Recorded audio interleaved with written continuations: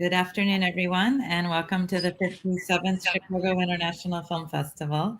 It's my pleasure to be here today with director, writer Michel Franco, who has his film Sundown in our International Feature Film Competition. Welcome, Michel. I'm good. Very, very happy to see you, Mimi, and to be talking to the audience. Would love to be there, as I've been many times in Chicago, introducing my films and talking with the audience. Mingling. But next time, next movie, Okay, we're going to hold you to that this time. absolutely.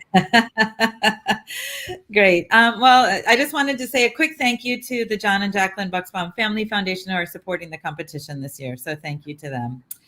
One of the things that always strikes me about your films is, besides kind of this edge that they always have in this compelling narrative, are like some of these really striking images that you include.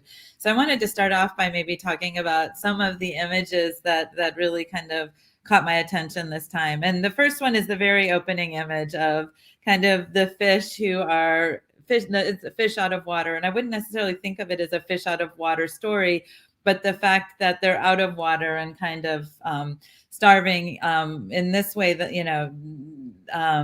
and approaching death. So I was wondering if you could talk a little bit about when you struck on that first opening image, and I love the way that it resonates with the story. Thank you.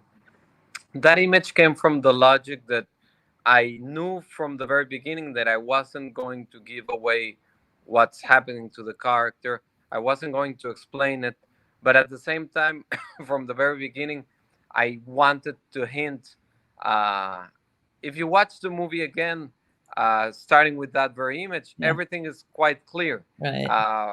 For example, the piece of information about Tim and Charlotte being siblings and not a couple, Right. it's also there because she thanks him, which wouldn't normally be the case if it was a husband. And then they laugh at the singer's flirtation. She's not his type. So again, the film begins with that very image that kind of resonates throughout the whole movie and gets us in Tim's state of mind. Um, and then, of course, is what you said: fish out of water, and they're struggling to survive. So in a very straightforward way, that the same way that the son plays an important role from the very beginning of the movie. So there is a mystery to it. It's Things are not explained quickly, are not delivered, uh, in a very straightforward first 10-minute. I'll tell you what this film is about, but at the same time, everything is there from the beginning.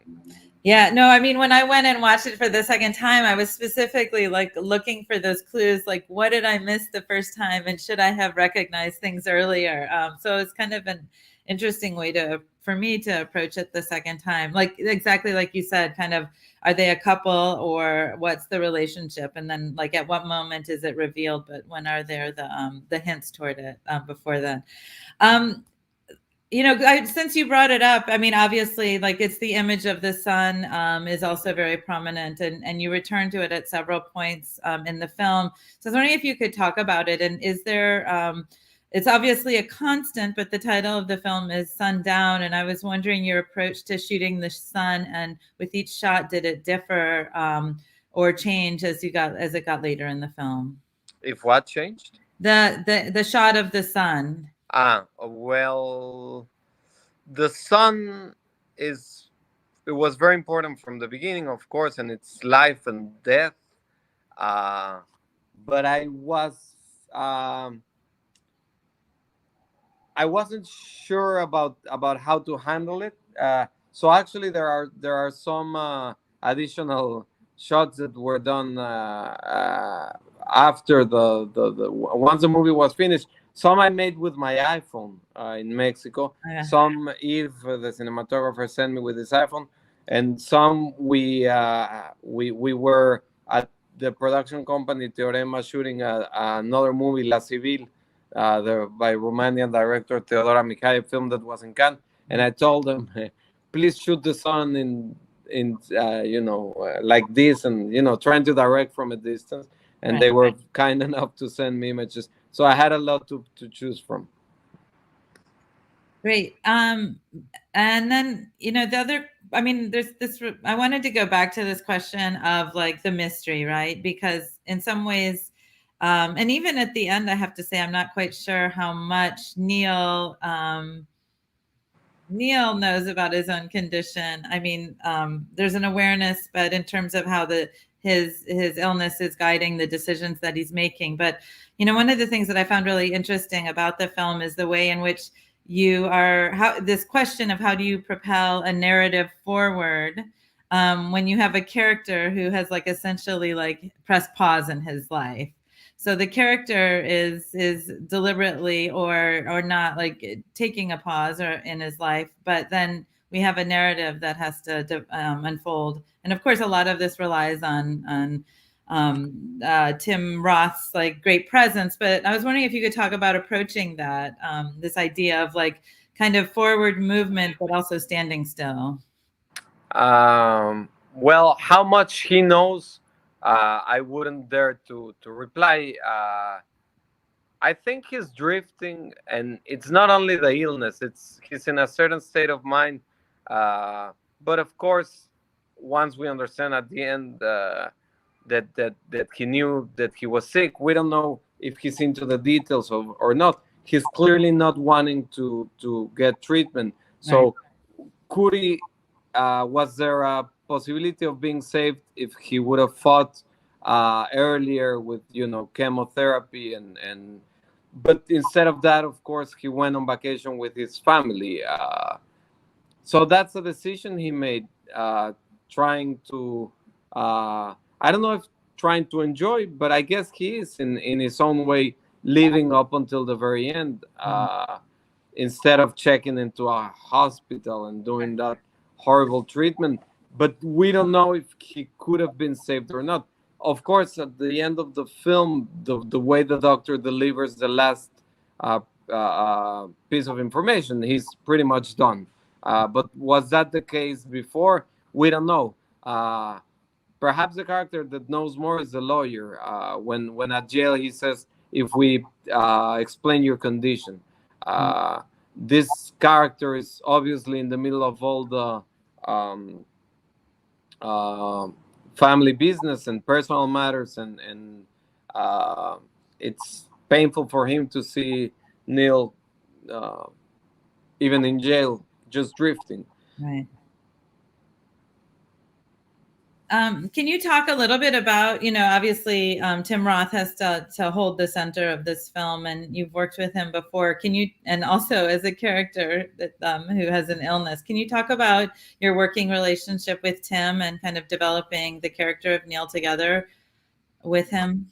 Yeah, well, we know each other for almost 10 years. Mhm. It's crazy how time flies, but he awarded after Lucia in 2012 in Cannes, and since then we became very close very quickly. We have a very close sensibility.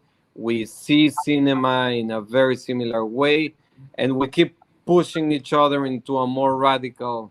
We keep saying let's make a movie that's more special, that's more different, that's breaking rules, that it's challenging the audience. So I Chronic was very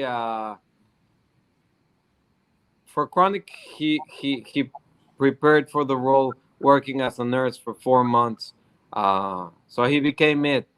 In this case it was very different because and Chronic, I didn't move the camera and everything was planned on advance. Mm. In this case it was very different because how do you prepare for this role? It's a script that I wrote in the middle of a very deep personal crisis. I wasn't well myself, and this was a way of getting out of that crisis, of dealing with it.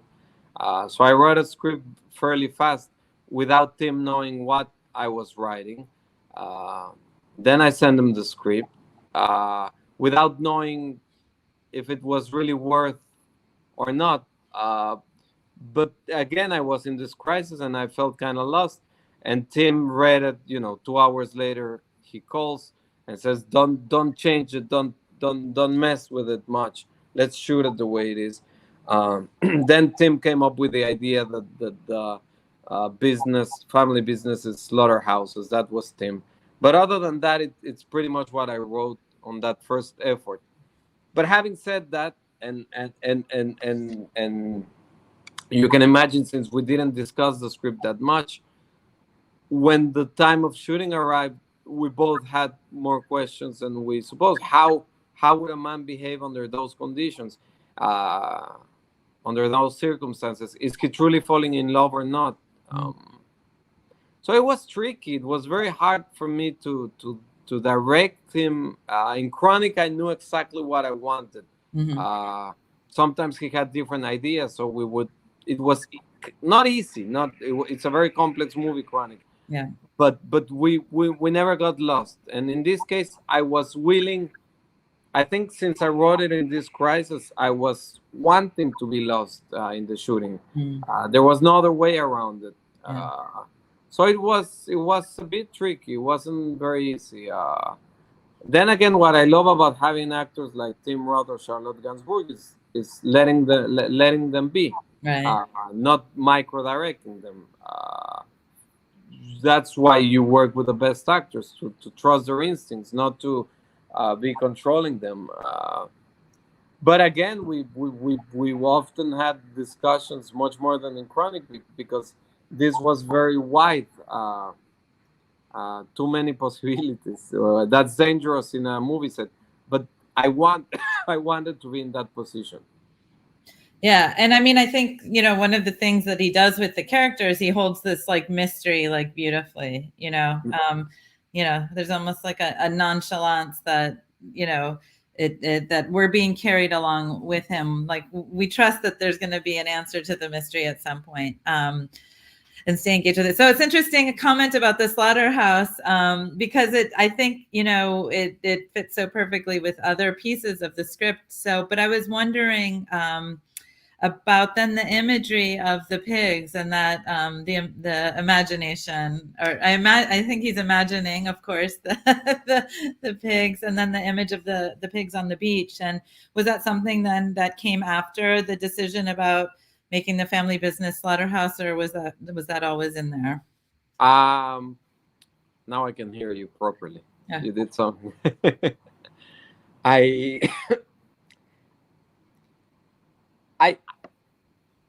my main thing was always, how do we get into his skin, into his brains, into Nils? How can I get inside the character in a cinematic way, not in a not explaining through dialogues. Right. How do we feel what he's feeling? And one of the elements that I came up with is this pigs images. They represent who he is, where the money comes from. There might be a certain karma to it. There's definitely a certain mystery to it. And mainly, yes, it's in his head. I shot a lot of material. I even shot in slaughterhouses. Oh, you did? And I also shot stuff that would be like flashbacks from his youth. But then I'm always, maybe except for New Order, I'm always trying to build movies in the most minimalistic way, trying to say a lot with very little. So at the end, I only use these 3 moments of hogs, of pigs in the movie. The first one, it's a bit confusing, and it's hard to understand whether he's there, if the pig is in the shower at jail or not. Then you have the we understand it's a family business. We have the pigs at night in the beach. Could be real or not. Well, it's a bit off. And then, of course, the third image, which is absolutely it's not explaining, because I would hate to explain and patronize the audience. Yeah. But it's hopefully keeping a mystery still and surprising the audience. It's definitely in his mind, because otherwise the Yasua's character Berenice would react to it, and she's not. Right. Well, going back to the image of the pigs on the beach, to me that also referenced the earlier scene where there's the shooting on the beach, and then the blood in the water, which I guess leads to my next question of Acapulco, because like, again, while this is a very kind of intimate and personal story, there's obviously like a larger kind of social and cultural narrative that, or story that, or commentary that you're making. And in this Acapulco, which is filled with contradictions and perhaps represented something at one point, whether it was to Mexicans or to tourists, and has come to represent something different. So I was wondering if you could talk a little bit about approaching kind of these contradictions and how to tell them. I knew from the very beginning when I was writing the script that it was going to be set in Acapulco, and it's a character in itself. I found that interesting to that a character that it's on decay, a character that it's drifting and not embracing violence, but not reacting to it. I find it interesting to put him in that landscape, in that environment. It's a bit, it's been done before, of course. It's a little bit like Under the Volcano, no? You put the character towards that background and see what happens. So he's not reacting to what's happening inside of him and not reacting to the violence around him. And he knows it's dangerous to stay there, but nevertheless, he does. Now, having said that, he also falls in love or has this romantic interest there. Things happen in these places, in beaches, in resorts. Of course, it's also interesting to the contrast, because he's moving from the very upscale Acapulco to the more popular zone where he clearly doesn't belong, and he's not reacting to the signals, like when the suitcases, they steal his stuff and so on. He's self-destructive, and in a way, I think Acapulco, it's self-destructive. Gangs and local government and so on. They've been making a fantastic work at trashing a paradise. It is still a paradise. And by the way, the shooting was fantastic, and we had zero trouble, and it's still paradise. But they from the Sinatra Acapulco to what's happening now, it shouldn't be that way. When you think of the way the south of France or Italy beaches are kept, it doesn't have to be trashed just because it's 60 years later. So the decay of the place combined with the character made sense to me. I was wondering if there was also some commentary, and maybe I'm reading too much into it, in terms of the complicity of like that elite or the rich in that decay, with that contrast. I guess it's a personal thing. I even if I come from some sort of privileged background as well, or maybe exactly for that reason, it's not that I despise the privilege, but somehow, especially the younger ones, so it wouldn't necessarily be Tim's character, but then again, he claims never to have truly worked. It's the sister that kept the business. So there's something about these people that are never making an effort and that are never understanding what the world is really about. Of course, in No Order, it's treated in a much more straightforward way. But certain elements are still here. I find it hard to sympathize with these characters, and I guess again, Tim and I kept pushing each other into how do we. It's not about pushing the audience away, but it's about not using the simple tricks to have the audience close to the character.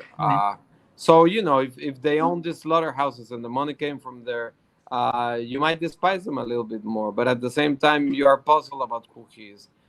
Yeah. Great. No, I mean, that is like the mystery is like, we don't feel close to him, but he also has to pull us along through the story, which I think he does, and you do effectively. So, well, and I like, you remember Bart Levy, that character, why do we like Bart Levy? Well, I don't know, but we like him. Right. I'm not comparing this movie to that masterpiece. Of course, I wouldn't be. But then again, in Camus and the Stranger, who apparently stole from Bartleby, uh, and the man who wasn't there from the coins that took from there, you know. So Right. there's it's clearly not the first time that something like this has been translated to cinema. But it only makes sense if you stick, if you're strict about keeping the character close to himself. No, otherwise, don't make the movie. Right. I think. Right. Well, congratulations on the film. We're glad we can show it here, the U.S. premiere in Chicago, to our audiences, many of whom are your fans. So, and like you said, next time we'll get you here to meet them in person. I'd love to. Chicago is very close to my heart. I screened there my first movie, Daniel and Anna, and then I went back with Lucia and time and again. So Yeah. I feel at home there, and I like the nightlife and the bar and the bars, the blues and jazz bars. So I'll surely be back. Great. Thank you so much, Michel. Be good. Thank you. We'll talk. Thank Bye.